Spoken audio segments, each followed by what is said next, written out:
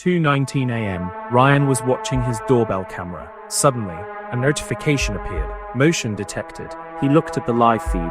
Nobody was there. Then he noticed the timestamp. 2:47 a.m.